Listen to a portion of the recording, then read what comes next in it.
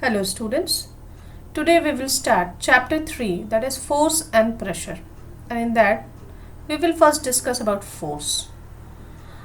A push or a pull acting on a body which tends to change its state of rest or motion or the direction of the motion or its shape or size is called as force.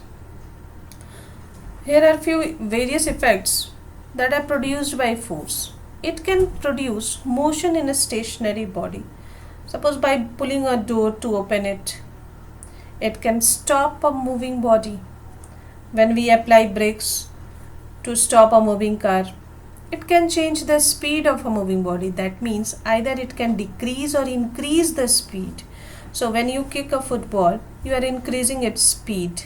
It can change the direction. If an object changes direction, it is accelerating. You can change the direction of an object without changing its speed. Okay, for example, a good soccer player can control the motion of a soccer ball by applying a force that changes the ball's direction but not its speed. So it can change the shape and size of the body. Suppose when we apply force to a door, then its shape and size changes. In this diagram also you can see here we are applying force to change the shape and size of the balloon. Following are some examples of application of the force on a body. Pulling a chair to sit on it, pulling a rubber band to expand it, pushing a wheelbarrow, squeezing a toothpaste. Force is a vector quantity. Force, that means when it is a vector quantity, it requires both magnitude and direction to represent it. So we denote it with capital F. Its SI unit is Newton. Other units are gram force and kilogram force. Now the definition of Newton, you can write 1 Newton is the force which acts on a body of mass 1 kg, produces an acceleration of 1 meter per second square. By definition, we can write force is equal to mass into acceleration.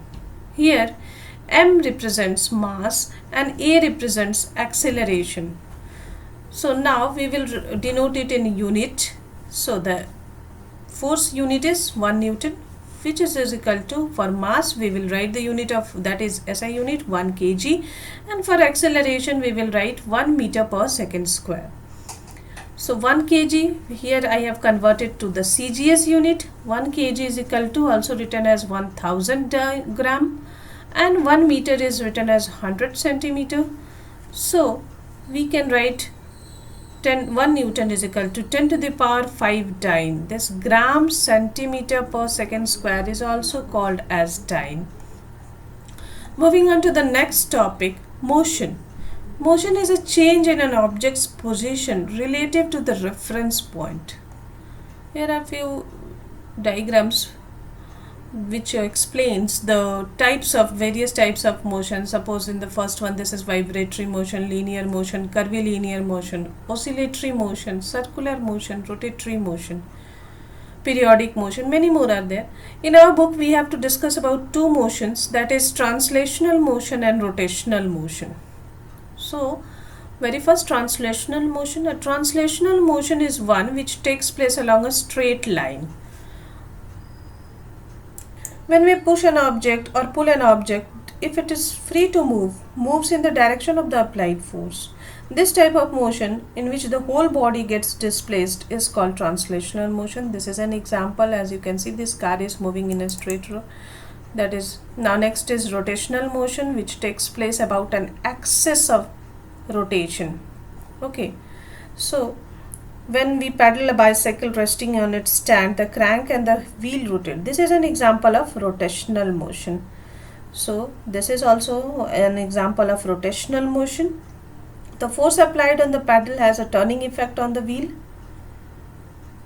As I have explained with the diagram also, this turning effect. Such forces are in the example of rotational motion. So next, moment of force we will discuss in the next topic. Thank you.